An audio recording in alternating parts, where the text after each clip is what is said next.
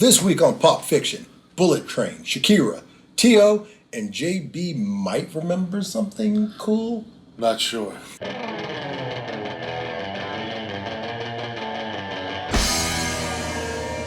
Okay, this is 252 Pop Fiction, where you'll find all the news and reviews in pop culture that's right to type. Today's top story. After he claims she contacted cops to complain about his driving, retired football star Terrell Owens shared a video of a confrontation with a Florida neighbor whom he dubbed Karen. When a woman yelled at Owens to slow down, he claimed he was on his way to his mailbox. So they got into like this big argument and everything like that. She said she was going to call the stuff. And he was like, what? And she was like, you're a black man and I'm a white woman and you got out your car. And he was like, I didn't come out the car until your man came up there. And I'm like, what? I'm just like, and it was a whole thing. Does she know he's Terrell? I don't think, from the video, because it was on T.O.'s Instagram. So that's what I saw, the actual Instagram. He was all saying, I can't believe this is happening to me. He goes, I didn't heard about this, I didn't seen it, but a real life Karen is calling the police on me. And then she was still yelling in the background while he was doing Instagram Live. He's like, man, this is happening right now to me. She's got enough. I was waiting for him to say, do you know who I am? I'm a 49er great. I play for the Eagles. I play for the Bills. I play for the Bungles. Yeah. I play for everybody. And she had to know. Speaking of people who knew about something, Shakira, the Colombian pop singer, has been charged with tax fraud in Spain and could spend up to 8 years in prison if found guilty. Income tax evasion. Shakira is accused of failing to pay the Spanish government approximately $15 million, according to 6 indictments. So, is that $15 million US or $15 million over there? Ooh. Because that matters a lot. It does matter a lot because, well, forget about the what do you call it, the currency exchange. I know, like the IRS, we all know that they don't play around, but I guess the Spanish government also wants their cheddar cheese. But when it comes down to it, if 15 million US and 15 million over there, it's a big leap. I don't know the player price. Apparently, you got to pay your taxes no matter where you go. Wherever you go. It's going to be her and Al Capone sitting in cell. And everybody else. Remember what they did to Wesley? Yeah. Look what they did to Red Fox. Pulled the pictures off his walls because he had pictures with celebrities. Yeah. They did. They tore the pictures off his walls. Took everything he had. They don't play, man. Yeah, man. He did Harlem Nights. He owed more than he got paid to do Harlem Nights. Every penny of that movie went to the government. Well, you know what? If you have it, they want it. Hey, you remember that one episode of Punk when they was punking Justin Timberlake and they were taking all his stuff, his assets, and they were like, he was like, excuse me, sir, that's a $60,000 vehicle right there. And he goes, nah, on the auction block, we're only going to get $5,000 for it. And they were taking all his stuff, and he was out there crying. He was like, no, because they was taking all his stuff. And I was like, oh, man, they didn't punk you out real bad on TV. And Ashton Kutcher comes out. I think that was like a season 1 thing. We might have to look at that. That's one thing you can remember because... What, punk? All right, Britney Griner was given a 9-year prison term and will begin her stint in a Russian penitentiary colony after spending almost 6 months in Russian detention. A Russian court sentenced Griner to 9 years in prison despite the WNBA star's and her attorney's request for mercy after authorities at a Russian airport allegedly discovered less than a gram of hash oil in her luggage in February. That's hardcore, man. It's a different country. Yeah. If you look at her pictures and her videos, she has the face of a guilty person. She knew what she was doing. She made a mistake. No one would intentionally bring drugs into Russia. Come on now. I don't know. I think she made a mistake. They're pretty harsh. She should be punished. All right, all right, because like 9 years. I know this already happened like in February. It's already been 6 years that you didn't went through this, And I don't know, it's only a little bit of hash oil. It wasn't even hash. That's what it was I'm oil. But you It's, feel that way because you live in America. Over there, they don't play. They don't play. Apparently, they might be even losing a war right now. You would think there would be bigger things for them to worry about. I mean, of course, they want more money for us to fork over to fund their war. They grabbed grabbed another American, claimed he was a spy, imprisoned him. Nobody said anything. Nobody did anything. President ignored it. They grabbed Britney Griner. President sends a letter to her and her mother. They're doing prisoner exchange. And then after, this is what really annoyed me. After like months of coverage of this, they finally said, "Oh, we're going to try to get Britney Griner and the other guy." Now we're going after the other guy. It's like they didn't give a damn. It's like two. It's just two different worlds. If you're a celebrity or an athlete, you get special treatment. If you're just some unlucky guy who gets pinned with false espionage charges, you're the other guy. Right. We're doing about right. I know it's terrible. It's all about star power. Right? And that's nothing against her. I mean, I don't want to see her do 9 years. I feel like nine years. To me, that sounds like an egregious amount of time. Even if she gets out, sounds like a pretty exact amount. Even if she got out in 4 years on good behavior, that's still doing 4 years for some hash oil. Or she could play for the Russia team and get out for 3. Next season, she's on the Russian team, killing. Oh, sorry. This week's review: Bullet Train. Unlucky assassin Ladybug is determined to carry out his mission without violence after a string of jobs gone wrong. The world's fastest train puts him on a collision course with deadly enemies from all over the world who are all working towards related but opposite goals. It's the same but different. Fate, however, may have other plans.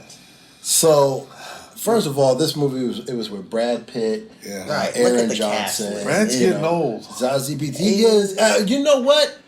All right, so the name sells, baby. It sells. It still sells. Brad Pitt could still open a movie. It was a great movie. I loved it. And the guy who, God, I'm messing up his name, David Leitch, I believe, is the director. I don't know. He directed Deadpool 2. He directed Fast and the Furious presents Hobbs and Shaw. Yeah. But he was also Brad Pitt's stunt double in Fight Club back in the day and stuff like that. So he was one of those stunt guys turned director, and he does a lot of these action comedies. Apparently, he has the deal with the devil with Ryan Reynolds because apparently Ryan Reynolds has to be in everything David Lynch does. He has to. I mean, if you're looking for a good action movie, it was a good action, and then if you're good looking fight for scenes, a good few bits here and there, there was some real good comedy. It's a nice break from the superhero barrage that we've taken. I mean, because obviously it was a good movie. It was. It was fun. 7.5 out of 10. I would. Really? 7.5. I'm gonna go ahead and give it 252s. 252. You like that? No.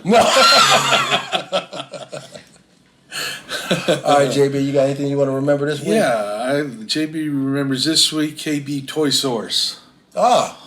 And I first got an actual job not working with my dad, but got a work permit from the school. I was working fast food. Yeah. I worked like 3 or 4 fast food places. It was horrible. I hated it. Mm-hmm. And one day I talked to the manager at KB's when he came in for some food, and he got a job for me. And I went from slaving in those fast food restaurants to, okay, pick up these toys, vacuum the carpet, run the register. I can do that all day. So, just so you know, for the kids on the internet, KB was a toy store, which was a store that had toys in it. Nothing but toys. All toys. No groceries, no clothes, none of that. Just toys. And occasionally they'd have superhero costumes, but they were the ones where it was just the costumes in the front half with the mask. Oh, and had the tie up in the back. Yeah, you had to tie it up in the back, and it just had the rubber band. So when it snapped, that's it. Your mask just fell off.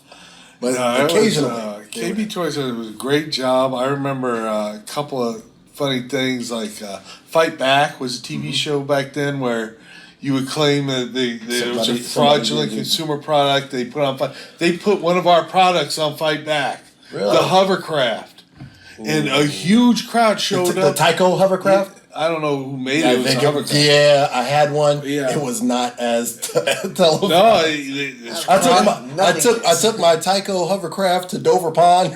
That was the last I saw the Tyco hovercraft. It was supposed to go all the way across the pond. It didn't. We had a crowd show up, and the manager, they were all complaining about the hovercraft. How dare we sell it when it doesn't work? So the manager had me take the hovercraft, run around the mall, and drive it. Yeah. All over the upper level. I mean, I'm running down there,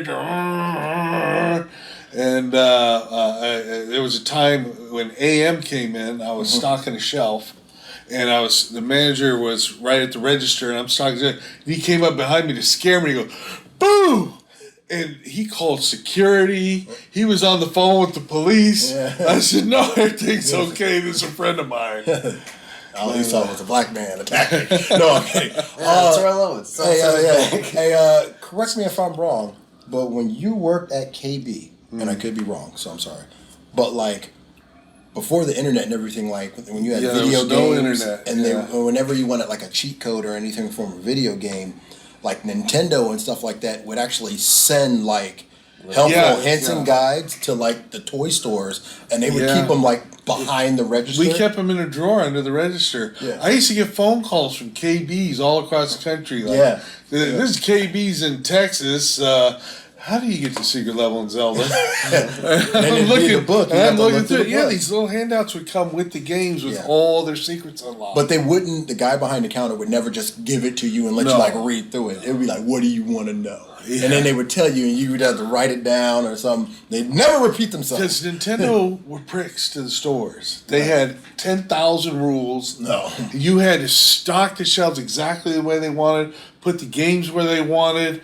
Yeah, their secrets you had to keep secret, or they would stop selling to you. But at the time, Nintendo was the end-all, be-all. This was if you before wanted to be in the video game business, if you wanted to sell dope, you had to sell dope through them. Yeah, there was no Sega Genesis yet. Yeah.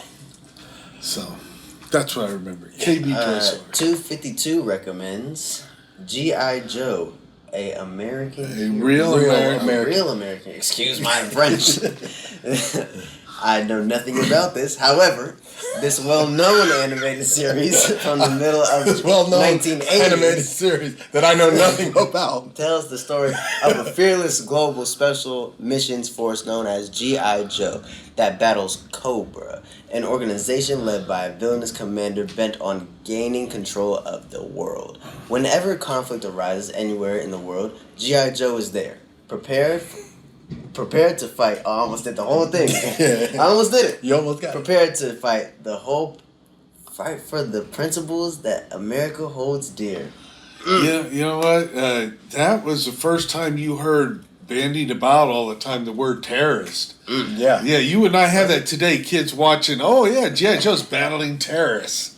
But they call it, in the intro, it's like fighting the terrorist organization known as Cobra. So every episode they would always open with pretty much the origin of the show. Yeah. And they would have this whole thing, and then they would come into the 80s music theme song. Yeah. You know, G.I. he's an American hero. G.I. Joe. Yeah. But they would have this whole thing. And then when they had the movie, which came out, I want to say, in 1987, they had this movie that came out, and like they killed off some characters, and it was crazy because I remember like they're killing our characters on. And Cobra Commander was a great character. He wasn't killed in the movie, but they made the Cobra Emperor. Yes. And it's like, okay, now he's nobody. Yeah. It's like, you know. Yeah, he turned into a snake too, if I can remember. Yeah, I don't know. It was crazy. It was bad. But G.I. Joe, not only was it an animated series, it was also a comic book. It was a huge toy line that, man, they had. And one guy, what was his name? Greg Hamana? I don't know. Who wrote all of the bios, wrote all of the comics, and everything like that.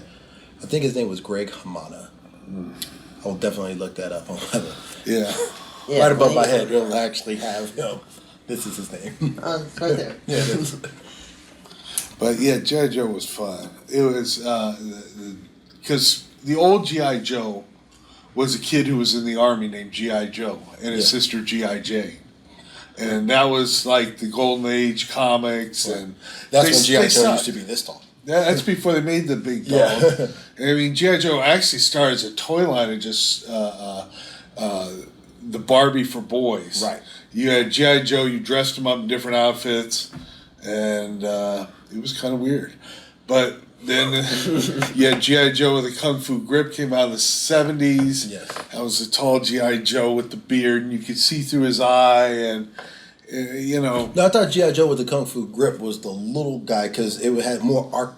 He had. Hey, he worked in a toy store, man. He did work in the toy store. You just said it, man. And then G.I. Joe, Real American Hero, was the first to completely branch off and create something new. Oh, they had the team. swivel. It was this. The Kung Fu grip was just right. But I remember their arm, the G.I. Joe, they right here, like at the bicep, the arm swiveled. Well, the thing at the time, there were just the Star Wars figures were super right, hot. and like they were like walking stick figures. That was the walking. And GI Joe had much more range of motion, but they were more expensive. I remember my parents for the longest time would not buy me GI Joe because here's some more Star Wars. You wouldn't buy me G.I. Joe because they cost more. Yeah, well, the good thing about the G.I. Joes with the cartoon, they always had new characters coming out and stuff like that. And the best thing about the animated series was at the end of every show, they always had a PSA. Oh, yeah. And then they say, and whatever they did, whatever the moral was, they would say, okay, and they were like, thanks for telling me, now I know, and then whoever was the Joe, they would always respond, and knowing is half the battle. Yeah. G.I. Joe, pow. End. Well, I'm Cool Water Kurt, that's my story, and I'm sticking to it. We'd like to hear what you think. Leave us a comment down below and let your opinion be heard. And if you like this video, please check out other videos on our channel, like 252 or Getting a Character. That's a good one. It really is. I'm JB. I'd like to give a shout out to my man AM at Comic Safari. Like him, follow him, subscribe. And this is 252 Pop Fiction, where you hear it first. It's not everybody can do